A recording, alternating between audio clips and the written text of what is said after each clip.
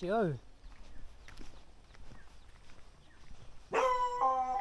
chị ơi, em hỏi tí có đường chị bên này có đường thông ra ngoài kia không nhỉ chị nhỉ? Ở đây có đường thông thông ra bên kia không nhỉ? Anh phải đi chỗ góc phải đi lên kia mới có đường À, không thông. phải đấy à? Vâng, Rồi. cứ đi theo đường kia xong là khắc có đường đi ra Vâng, bên kia. vâng, vâng, em cảm ơn nhé.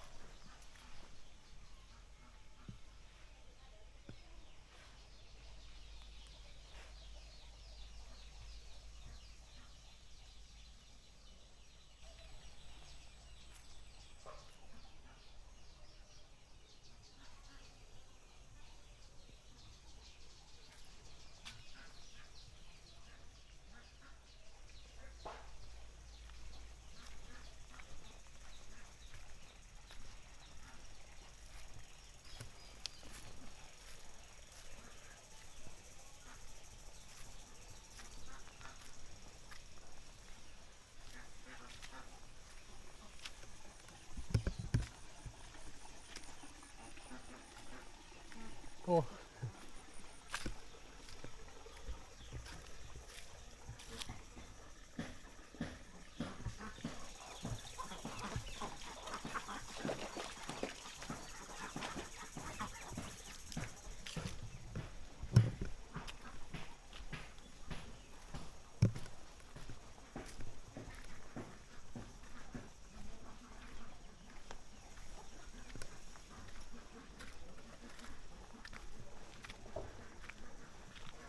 Anh đang xây gì đấy anh? Tắm nhà vệ sinh. À, nhà sàn đẹp nhỉ.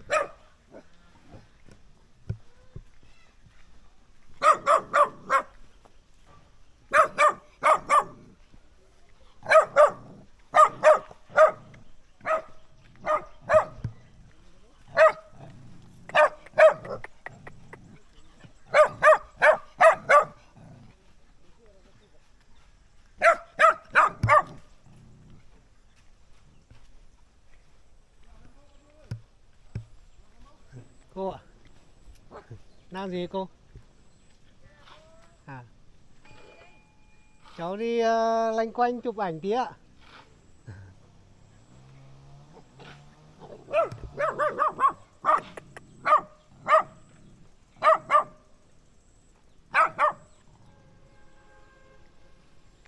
Ở trong khu mình nên mát cô nhỉ?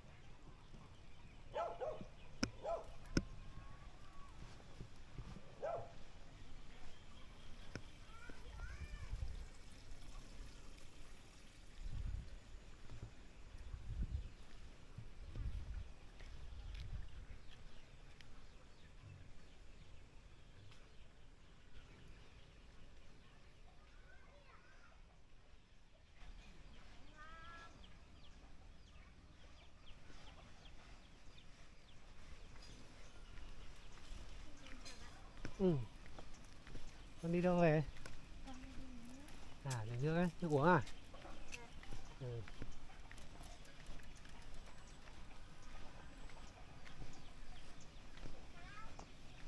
Bà ở nhà bà?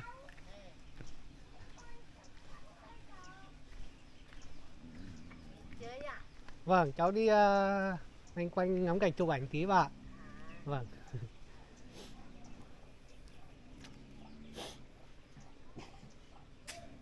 Có. Nhà sàn lợp mái lá này mát bà nhỉ? Mát Nó, đấy. nó không giống như lợp lá tôn nhỉ? Lập lá đấy thì mát. Vâng, Ở đâu về? cháu ở ngoài thành phố đây thôi. Vâng, đi lang thang tí thể dục luôn bà.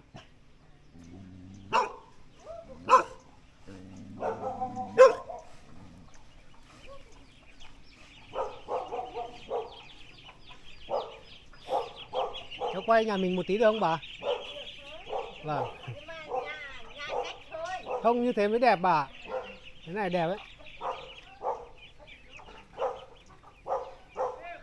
À, vịt mình nhốt ở đây nhỉ?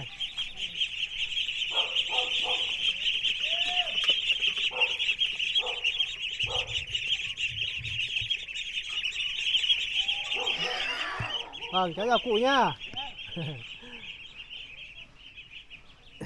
Nhà mình đây chắc làm lâu rồi nhỉ bà nhỉ? Làm lâu được 20 mấy năm rồi. À thế ạ?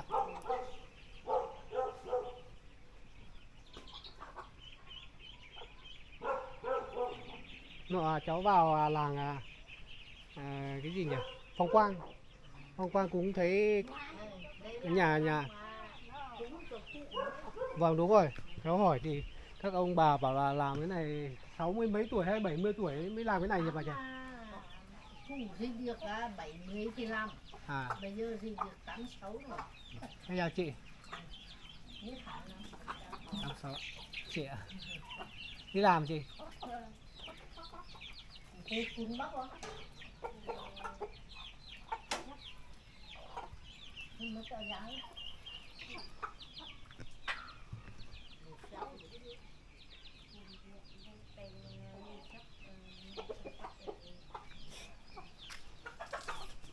Cái sắt kia là mình để cái gì hả bà? Sóc. À để thóc con bé. À, Đừng sóc.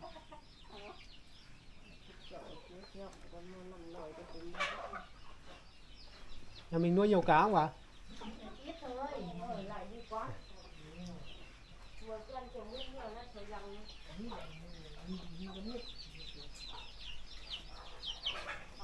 Ở đây hay nuôi cá bống nhỉ chị nhỉ? ít thôi, nhà mình ít thôi. Cá chấm này, cá bống, cái gì cũng có. À, Linh tinh, cả linh tinh. bây giờ ít nhà giữ được cái nét truyền thống lâu này ấy bà nhỉ? Hầu như toàn là xây lại hết. Vâng, Đại số lập tốn như lập lá cổ. đúng rồi.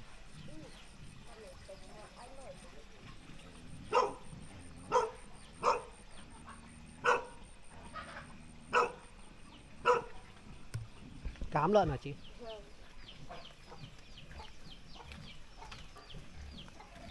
À đây à, chị nuôi đây à?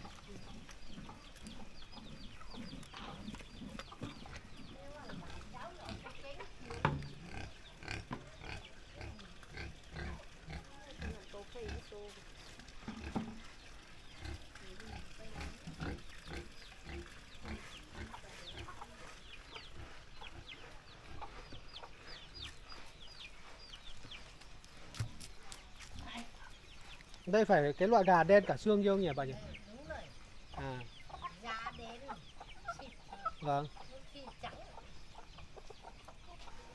Nhưng mà thịt nó vẫn có hơi màu màu đen đen mà nhỉ bà nhỉ? Màu đen đấy, cái da thì đen xì.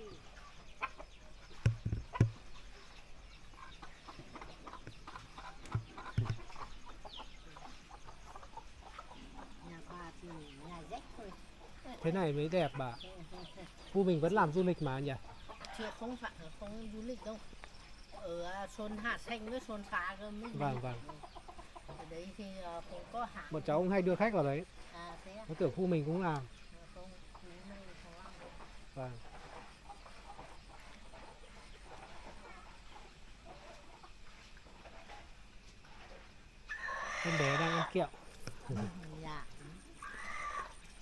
Mấy tuổi rồi bà? 2 tuổi này, À 2 tuổi rồi. sắp 3 tuổi. Vâng.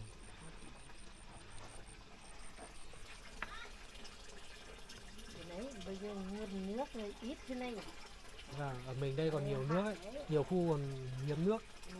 Đây còn nước nguồn chứ nhỉ bà nhỉ? Nước nguồn đấy, À, nước ở suối kia. vâng. Làm Ở cái khe đấy ra nhỉ? nhỉ? Bây giờ nó lấy thì hẳn lắm. Vâng.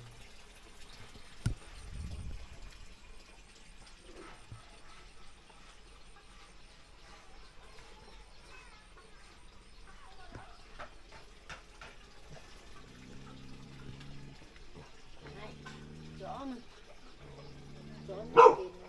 À, Chó quanh quanh đây chắc anh em hết chứ. nhà tiền kia. Vâng. Các bà làm việc nhé, chị làm việc nhé. Em đi loanh quanh tí. Này, này.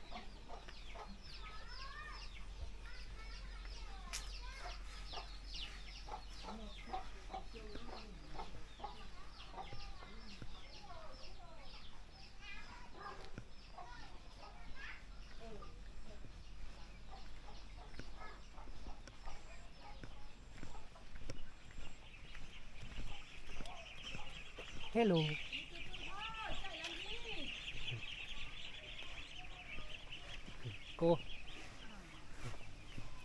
Cô đâu đấy ạ? Trông cháu đi trông À, cháu. trông cháu. Thằng tuổi này trông chạy nhảy mệt lắm nhỉ? Mệt lắm. Vâng.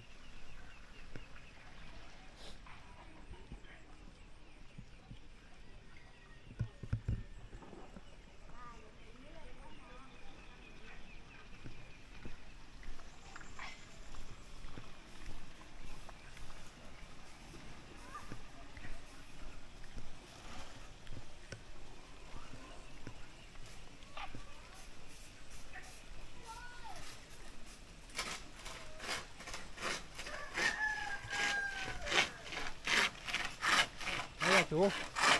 Cắt cây làm gì đấy hả chú? À, cắt để làm bờ rào ấy nhỉ? À, vâng. Ao này là của nhà mình hả chú? Cũng nuôi được nhiều cá bống to thế. Đẹp nhỉ? Không có vốn không cho cá vào được nhưng mà Cá này lớn chậm lắm nhỉ bà? chậm lắm. Đúng nhỉ? To bằng đấy chắc phải gần chục năm rồi á. Không phải thế đấy. Mình không có cám cho nó ăn là nó sống tự nhiên nữa. Rồi nó Dạ. đánh nó chết nó chậm lớn. Nhưng mà loại đấy nó ăn cái bèo này không nhỉ chú nhỉ? Cái này nó ăn. Cái này nó ăn. Vâng.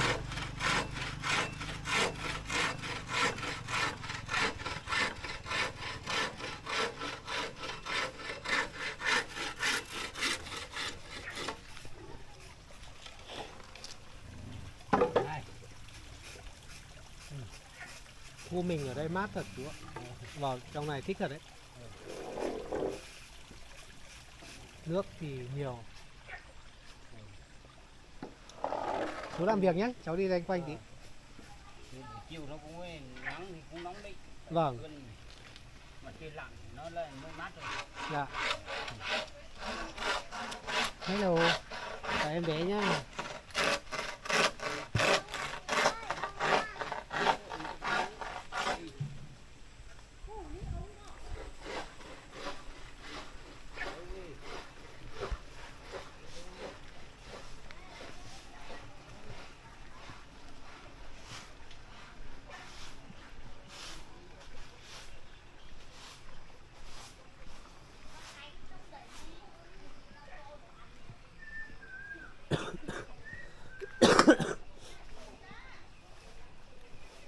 Ây da. Mấy bé chơi cái gì mà đen hết mặt này. Không phải ba chơi bài anh thua thì đâu đi đâu em Đen mặt đó. anh có em mặt về đây Đen mặt lên. ai chơi thua thì bị bôi Môi nhọn nồi phải không? thôi tớ đi rửa mặt cậu rửa tay tớ đi rửa mặt Chú xem cái nào. Các bạn kia không chơi à? thì bây giờ mới vào thở ăn được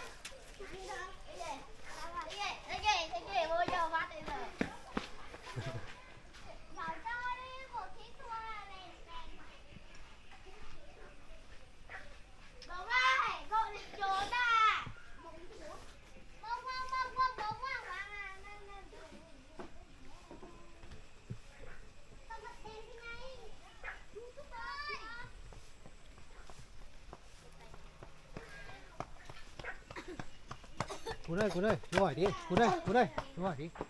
Trên này có đường vòng ra kia không? Cuốn. Có à? Thông ra đường cái chỗ kia không? Chó á? À thế à? Chó dại á? Thế à? Ở chỗ nào?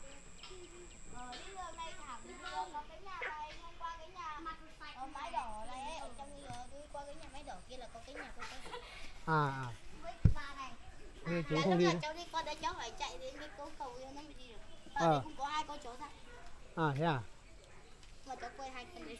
À. Nhưng mà có lúc cháu không quên đấy. Chú quen á? Chú ở ngoài thành phố đây thôi. Hôm nay chú qua đây mà. Nay chú chơi ở trong này, xong bây giờ lại quay ra. Mặt đi chú quay YouTube à? Không, chú đi lang thang chụp ảnh thôi. Đấy còn cái chú lúc đấy không biết. Còn đây có một chú đi đúng không? À, mấy tuổi rồi, mặt đen hết này. Chịu khó chơi đấy nhỉ? 9 tuổi. Chơi bài này. Ừ. Lấy ngay cái dụng cụ này luôn. Thế rồi đi. Các bé chơi nhá. Chú đi lanh quanh tí.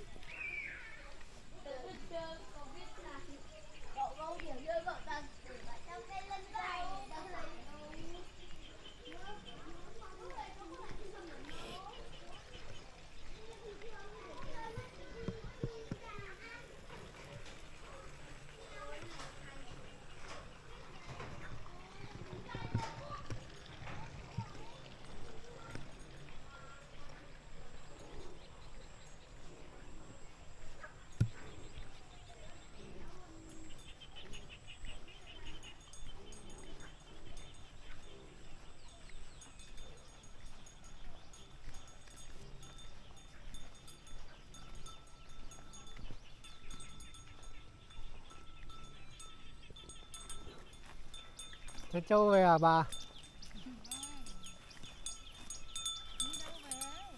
Cháu đi lanh quanh chụp ảnh tí bà. Vâng, thể dục luôn. Vâng. Cháu ở ngoài thành phố đây thôi. Vâng. Bà ơi, trên này có đường vòng ra kia không nhỉ? Không có đường rồi. Ngoài chỗ cũ này lên trên mới có. Trên này còn nhiều nhà không nhỉ cô nhỉ? Trong Có, này. trên đây là khác bản mà. À, khác bản ạ. À, bên này là một bản. Mà đấy là một thôn, trên trên là một thôn. Thế là khác Trên thôi. kia là lên Phương Tiến, đây là Phương Độ. À, đây vẫn thuộc Phương Độ nhỉ? Cuối. À, Cuối cuối của Phương Độ. Ừ. À, dạ. Cái này là cuối xã Phương Độ. Vâng. Nào, đi bên này. À, kia là Phương Tiến. Đây là cuối của Phương Độ nhỉ? Đây là cuối Phương Độ. Vâng, vâng. Thấy một chú đi qua mà. Vâng, bọn cháu đi bộ mà. Đi cùng nhau đi bộ, đi lanh quanh trong làng. Vâng. Nghe lạc nhau à? Không ạ. Cháu bảo tí nữa ra chỗ đầu ngõ ngoài kia. Vâng. Cháu cảm ơn nhé.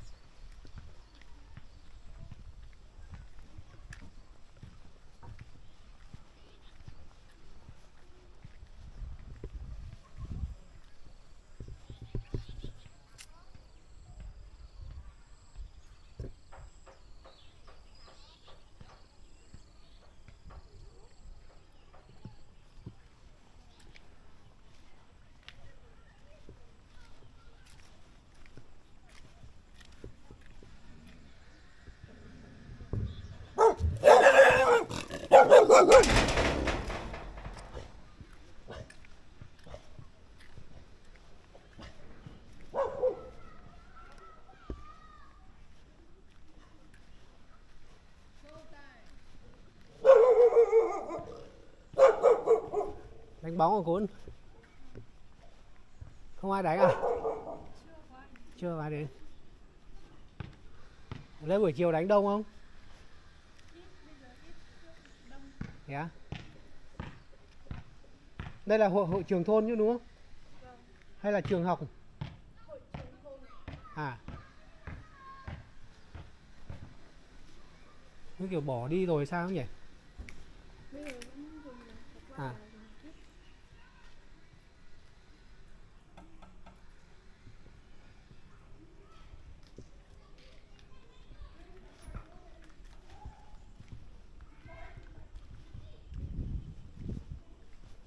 Đi là bóng cỏ.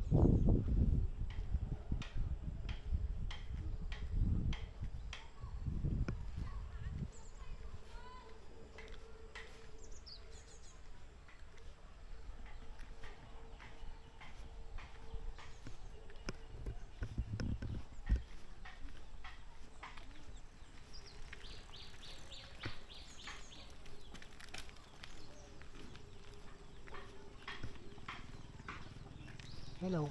Hello.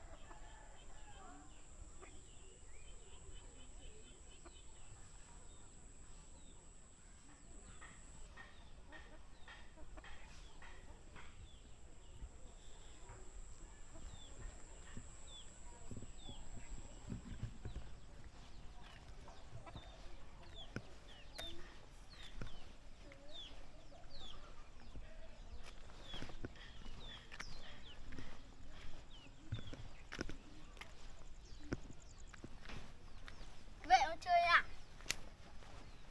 Vệ chơi à?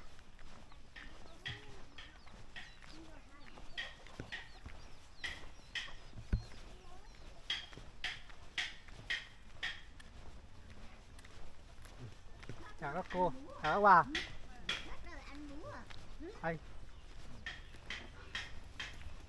Anh đóng cái này cái gì đá kê à anh?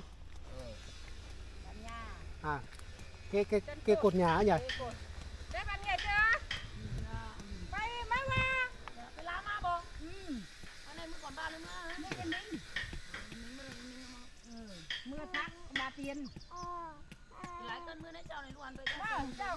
có ba chuyên đây liếu đây có na đúng với quán bà đâu tí đây mê mình vấn đề Chuẩn bị làm ở đây luôn à anh?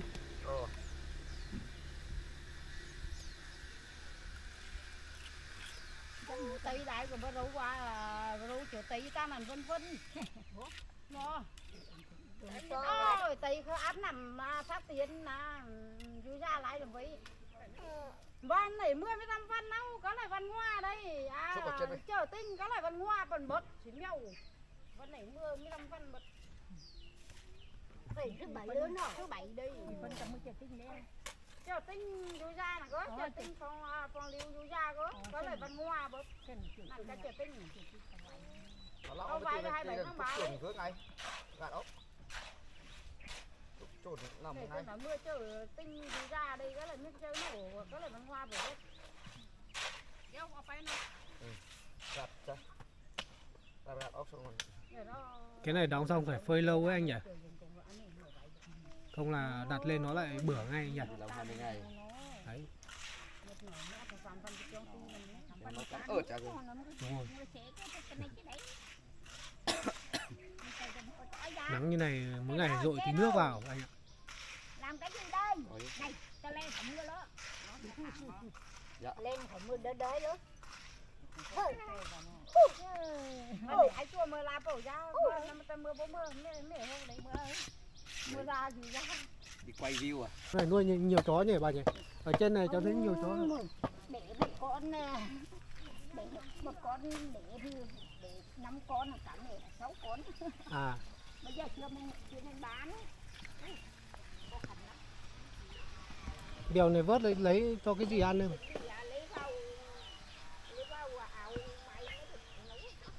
À nấu cho lợn à hay cho vịt hay cá? Cho lợn. À thế ạ.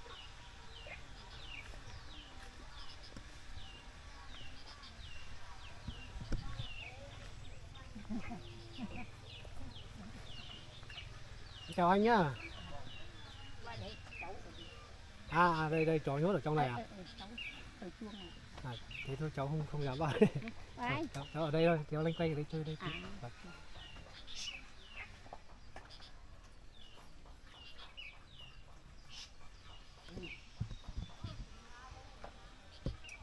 Nó đang đẻ anh.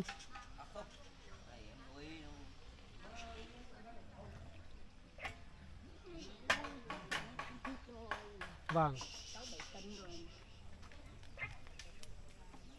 Cái này là vớt xuống ảo mày chiên nấu. Vâng.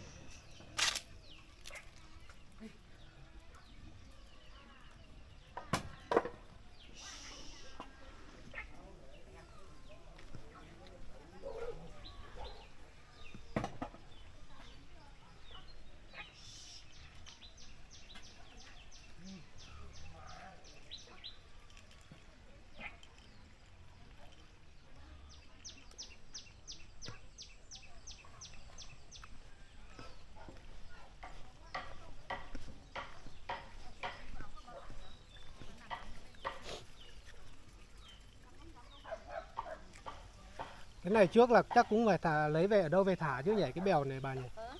Chúng lấy ở ruộng về thì không có gà, không có bèo này thì không biết chân. À. Gà cũng ăn, vịt cũng ăn mà anh nhỉ? Gà không ăn đâu. Cái này gà không ăn đâu. À. Chỉ là lợn thôi. Vịt thì ném vào cho nó thì khoảng ăn. Vâng.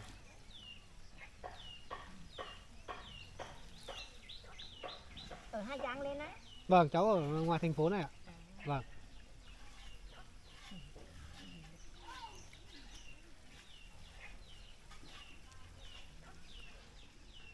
Bà làm việc nhé, cháu ra đây tí ạ. Vâng ạ.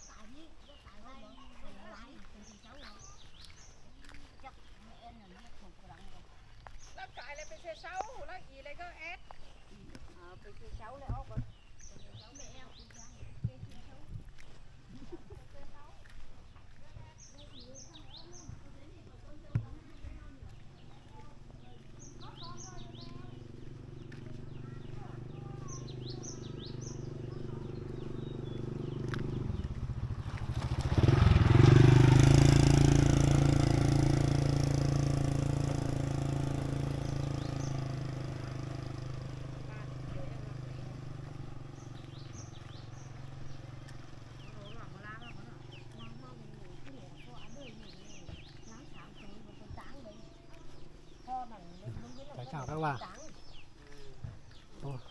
ô vẫn bèo con mình cũng phải trắng con mình cũng đi lai đi ra đi tiến mình đi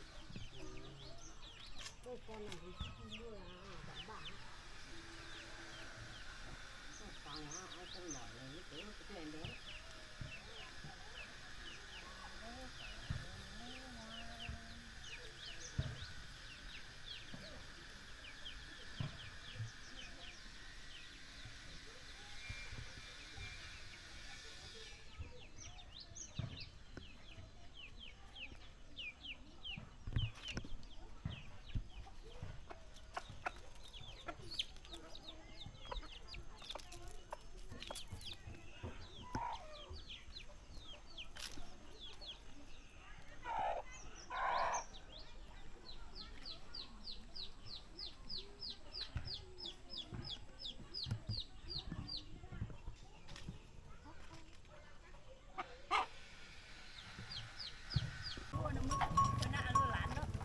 cô đi cắt trâu về à cô